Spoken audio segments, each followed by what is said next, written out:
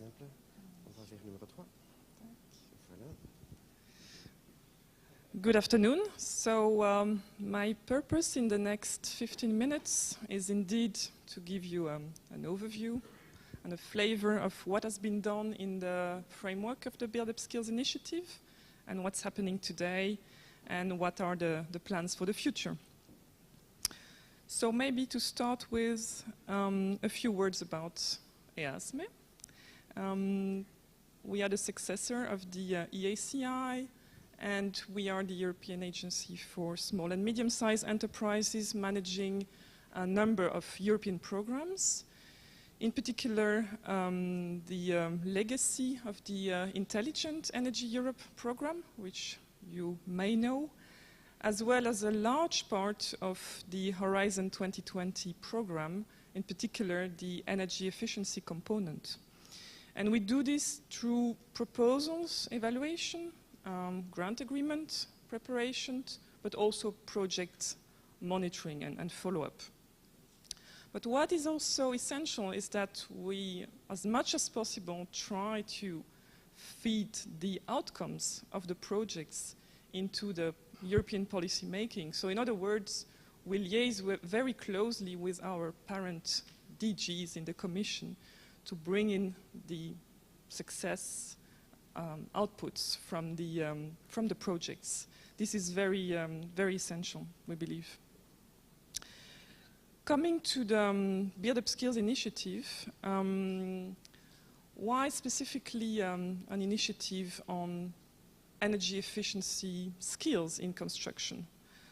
Well, this has been set up back in 2011, having in mind the many challenges faced by the construction sector, namely climate change, calling for a reduced energy consumption and increased use of renewables, but also tighter performance standards on buildings, for instance, on air tightness.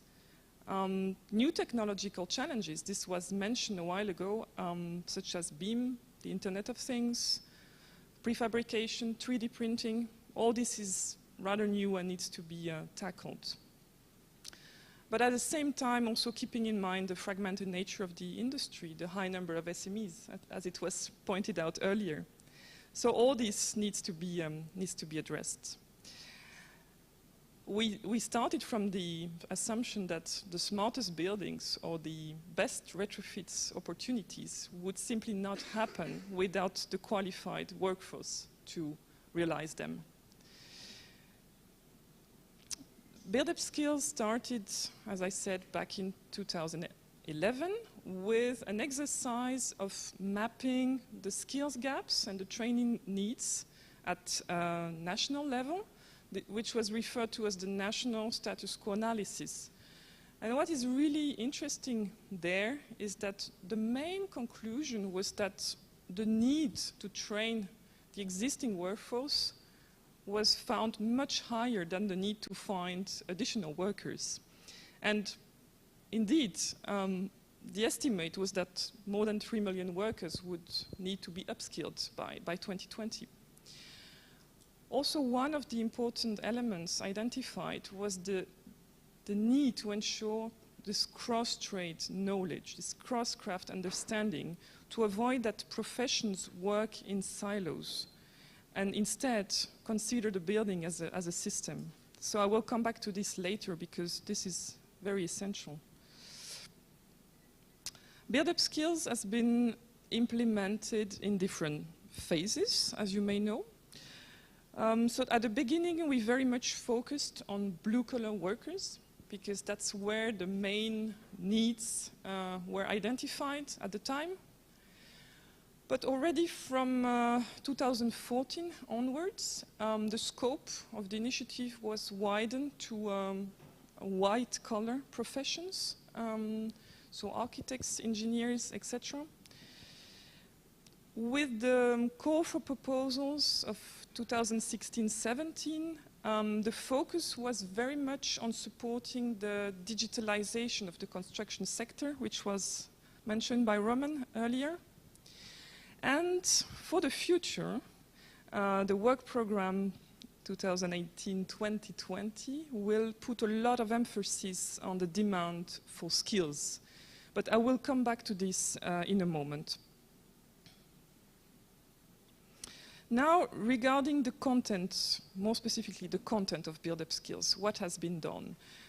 It started under the Intelligent Energy Europe program with a first phase where project teams basically gathered the key stakeholders at national level, whether from the education sector, the construction sector, the energy sector. So we had all key players around the table.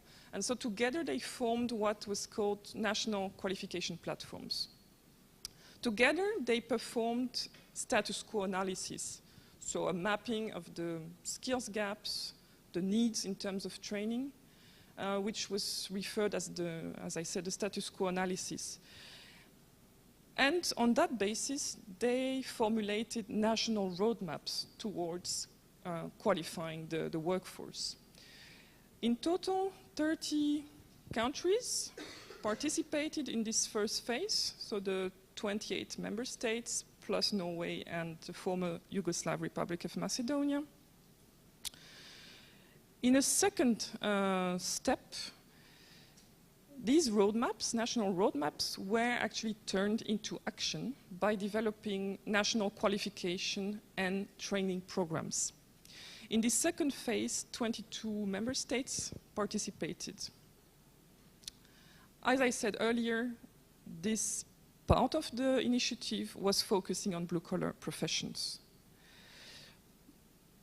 Under Horizon 2020, so currently the third phase, the focus here is really on large-scale qualification and training programs covering one or several member states. The scope has been enlarged to white-collar professions, but also blue-collar professions can be addressed. Throughout this whole initiative in three phases, we as EASME have fostered really European exchange activities, so to ensure that the projects would meet regularly and would really exchange on their difficulties, on their best practices. To show the same information from, let's say, financial point of view, we had a European contribution of around 10 million euros for the first phase, 11.5 million for the second phase, and currently under Horizon 2020 we have 10 ongoing projects for a contribution of a bit more than 12 million euros. But I should also add that we had an evaluation on energy efficiency, so the call 2017 that was evaluated this year, the topic on construction skills was open. And following this evaluation, already one project from the main list has been notified this week and will now enter in the grant agreement preparation phase. Later in January, we will also notify additional projects from the reserve list. So just to show that we have more projects in the pipeline, so the initiative is still up and running. Of course, we are monitoring and evaluating these activities. Importantly, the possibility for projects, as I said, to exchange, to talk. This has been done through 10 meetings since 2011. Since 2016, we have set up 4 working groups to look more specifically at a series of issues of particular interest to the project teams. This was first on the long-term financing of the training schemes, the mutual recognition of qualifications across member states, innovative training methods. We know how important it is to innovate in order to attract the workers, and also the market acceptance, the demand for skills. These 4 working groups have finalized their reports now, and this is available on BuildUp, so I would encourage you to go there and have a look. There is really a wealth of information there. In the next slides, I will now try to give you very briefly a flavor of, some of the projects, what has been done concretely to address the challenges that were mentioned earlier. This is by no means an exhaustive overview. There are many more successful projects at national level, but I felt I had really to select only a few. You will also hear more detailed presentations later today. Looking at the innovation in training, to start with, the project in Finland was quite successful in developing a whole toolbox of training tools in 5 languages. In particular, what you can see on the screen, those instruction cards, which were drawings showing the key steps in the renovations and the mistakes to be avoided. This is laminated, it can be taken on site, even under the rain, and it was very much appreciated by the workers. Also, the project relied on a training ambassador, so a very experienced worker going on site and trying to convince the people to enroll, and also the company to let their workers go to the training, because we know this is also one of the key challenges. In the Spanish project that was also already completed, they developed 9 qualification and training schemes, but interestingly, this was supported by an app for mobile applications, showing also the key steps in the renovation process in a very didactic and fun way. Also a very, very successful outcome. Another challenge is to address the time constraint. We know that companies are not keen often to let their workers go to trainings because they see the opportunity cost of doing so. So in Sweden, the project developed an e-learning platform with several modules, and all the modules can be followed within 4 hours, either in group or individually. And it's a mix of interactive drawings, videos, didactic text, and it worked also very well from that point of view. Another essential aspect is the training of trainers. It's actually where we should start from. If you don't have good trainers, you cannot expect a good and effective training scheme. In the Bulgarian project, the partners developed a train-the-trainer platform together with the Passive House Institute in Ireland. So what was really interesting there was the transnational cooperation. In other words, the Bulgarian trainers went to Ireland to follow a 5-day training course. Following that, the partnership implemented a whole campaign of train the trainers courses in Bulgaria, and this was really successful. Was 116 trainers trained, which was double the initial target. I mentioned earlier that the Crosscraft understanding is essential if we want to reduce the performance gap, if we want to have higher quality of the buildings. In that respect, it's worth mentioning that most build-up skills projects targeted several professions together. So, for instance, 12 projects addressed facade worker as a profession. 18 projects addressed heating system installer. So, indeed, we try to break away from a silo approach. I also selected an example of project from Austria, which was very much dedicated to Crosscraft understanding, actually exclusively. And they had short on-site training, focusing on the frequently made mistakes and using the blower door test as a real eye-opener for the workers, who initially said, oh, but we do everything perfectly. And of course, after the test, they could see where the mistakes were made. An important point is also to increase the visibility of the skills and the recognition by the market. On that subject, I would like to briefly highlight 2 projects, a QualiBuild in Ireland, that developed, among other things, a register of qualified construction workers. So the workers that have followed the training developed by the project team can register in this tool.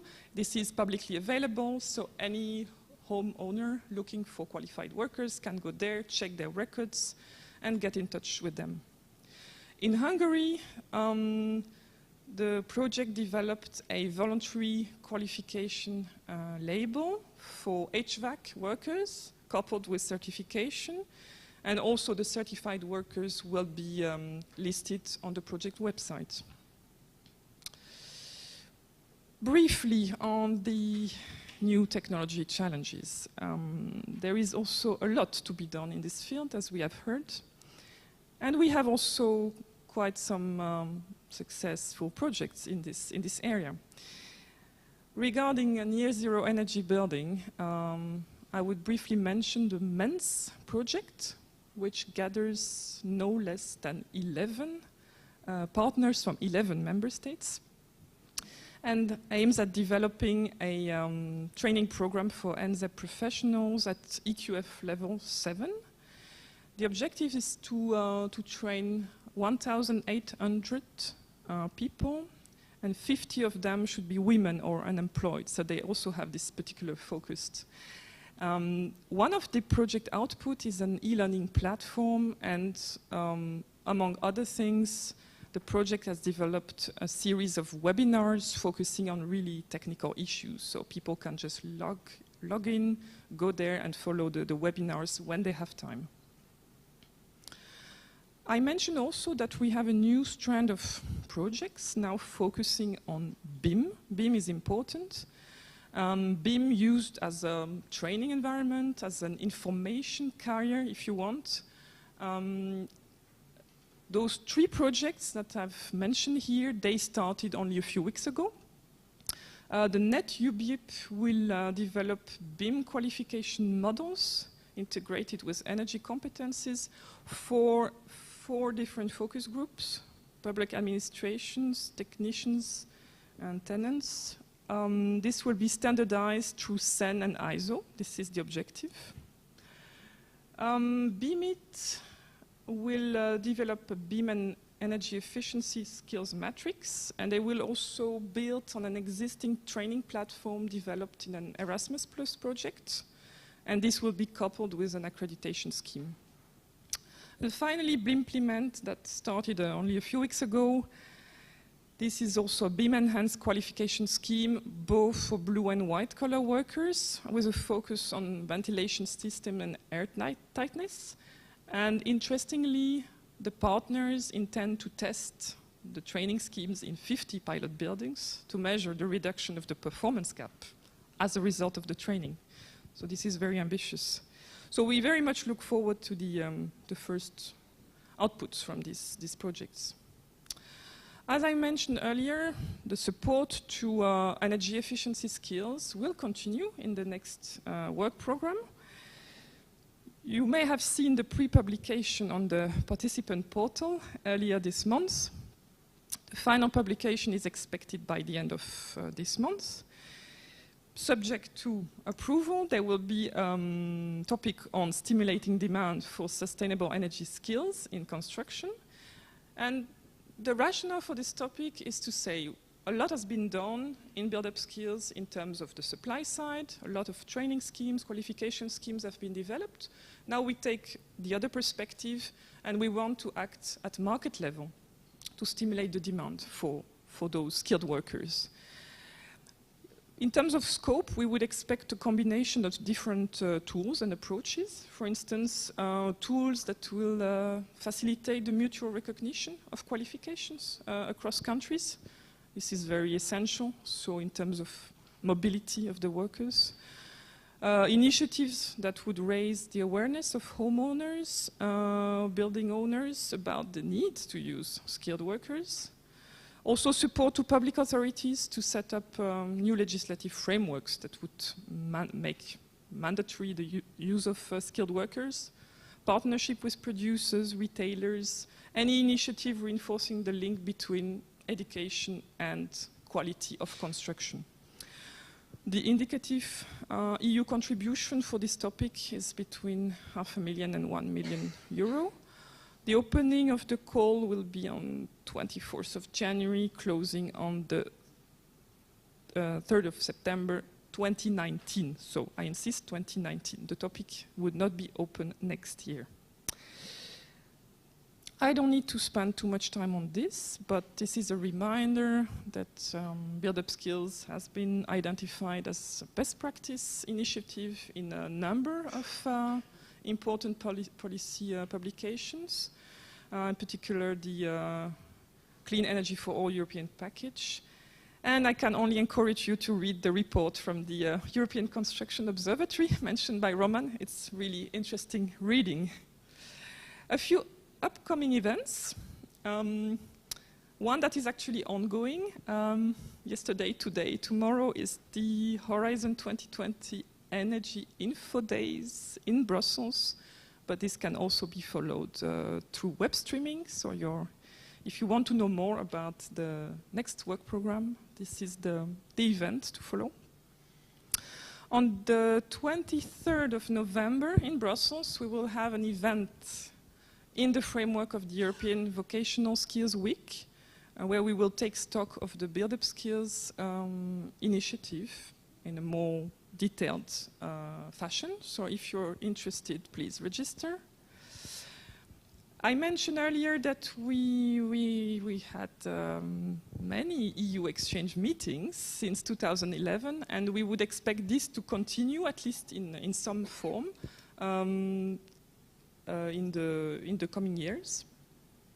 And also in the first quarter of next year, we will hope to present the outcome of the Pillar 2 projects evaluation, so the evaluation of the national projects that are already closed.